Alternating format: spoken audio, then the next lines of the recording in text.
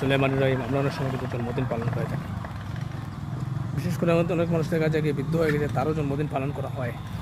দেখা গেছে সেলিমের বাপ, তারও জন্মদিন পালন করা হয়। জন্মদিন পালনের তো কোনো বয়স নাই, কিন্তু জন্মদিন পালন করা মানে জীবন থেকে কিন্তু একটি বছর চলে যাওয়া। আমরা যত বছর বেঁচেছি, মনে করেন আপনি 20 বছর বাঁচছেন, 50 বছর বেঁচেছেন, আগে আরও 50 বছর কি বাঁচতে পারবেন না।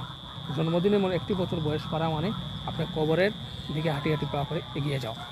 আপনি যে বছরগুলোতে বেঁচেছেন, বিগত 25 বছর বাঁচলেন, এই 25 বছর কী কর্মকাণ্ড করেন সেটার কিন্তু জবাবটা কিন্তু দিতে হবে কবরের। কাজে আমরা যদি কবরের হিসাব করতাম, তাহলে কিন্তু আমার মনে হয় না এই জন্মদিন পালনটাকে থেকে আমরা ধরে রাখতাম। জন্মদিন পালনটা ইসলামে এটা কতটুকু সমর্থন করে, এই বিষয়ে আপনারা মসজিদ ইমাম সাহেবের সাথে যোগাযোগ করবেন, তিনি কুরআন এবং হাদিসের ভিত্তিতে আপনাকে সেটা বুঝিয়ে দেবেন। ধন্যবাদ সবাইকে, খুদা হাফেজ।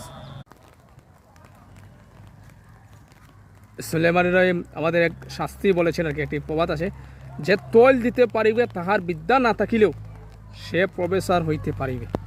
আপনারা খেয়াল করে দেখবেন আমাদের সমাজে কিন্তু অনেক মানুষ আছে, কোনো যোগ্যতা নাই, নিজের নাম দস্তখত ঠিকমতো দিতে পারে না, কিন্তু সে বড় পদে মনে করে বড় চেয়ারে বসে গেছে।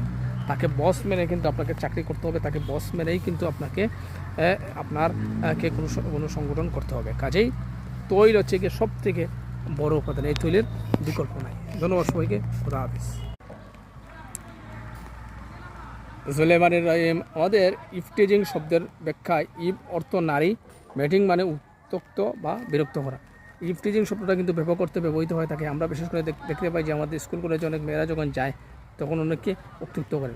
শুধু ছেলেরা মেয়েদেরকে উত্ত্যক্ত করে না, অনেকের সময় মেয়েরাও কিন্তু অনেক সময় ছেলেদের উত্ত্যক্ত করে থাকে। কাজে ইফটিজিং আমরা বলে থাকি কথায় কথা, কিন্তু ইফটিজিংয়ের অর্থটা জানতে হবে। ধন্যবাদ সবাইকে, সবাই ভালো থাকেন, সুস্থ থাকেন, নিরাপদ থাকেন। খুদা হাফেজ।